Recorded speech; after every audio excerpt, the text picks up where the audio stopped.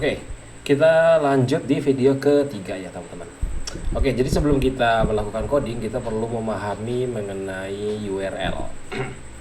Oke, jadi ini saya sedang membaca dokumentasinya URL gitu ya, tentang URL ini teman-teman bisa baca di sini di developer mozilla.org ya. Nah, intinya di siapa sih URL ini gitu ya, kita baca kesimpulannya ya. Oke, jadi URL itu adalah sebuah uniform resource locator gitu ya. Nah, dia itu adalah sebuah alamat unik yang ada di internet gitu ya. Jadi itu sebuah alamat gitu ya. Nah, yang mana alamat ini, URL ini, setiap teman-teman mengakses sebuah URL itu nanti dia itu akan mengembalikan resource yang udah dipublish gitu ya.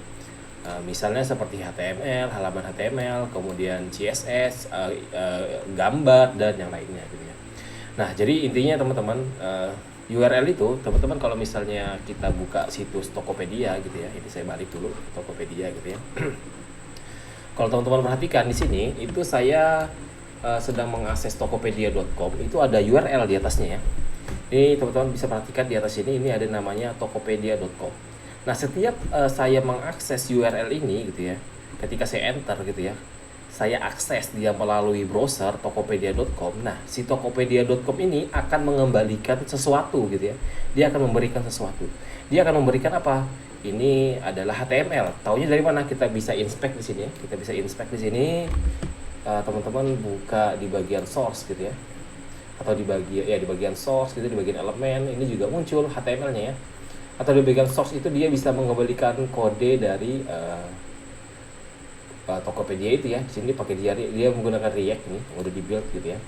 Kemudian dia juga banyak mengakses API gitu ya. Nah, intinya ketika kita mengakses tokopedia.com itu dia mengembalikan, dia memberikan sesuatu gitu ya. Dia memberikan HTML, CSS sama JS gitu ya.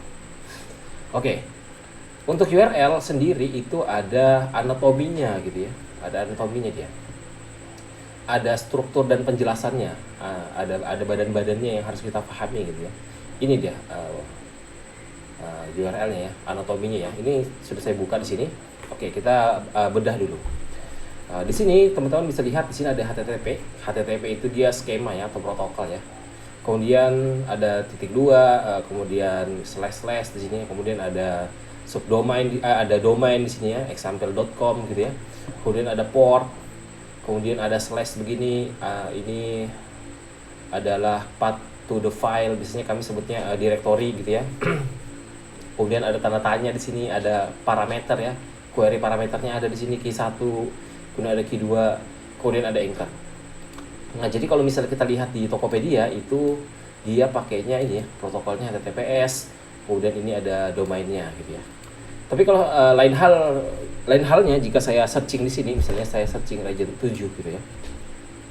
Nah, ini akan muncul source direktorinya ya, file dari kodenya ya. Jadi dia masuk ke bagian search ini. Jadi kalau kita bedah lagi, ini ada protokol, kemudian di sini ada domain, di sini ada direktorinya ya, direktori kodenya ya, atau filenya ya. File dari kodenya dia taruh di search gitu. Ketika search dia mengembalikan halaman ini gitu ya, halaman HTML, ada gambar dan lain, ada search di sini gitu ya. Kemudian juga di sini ada parameternya ya, dia pakai parameternya di sini ada ada tanda tanya Q ini ya, sama dengan Ryzen dan seterusnya ini. Kemudian ada ST ini ya, kemudian ada source ini, nav source dan lain-lainnya. Nah, ini adalah struktur dari URL gitu ya.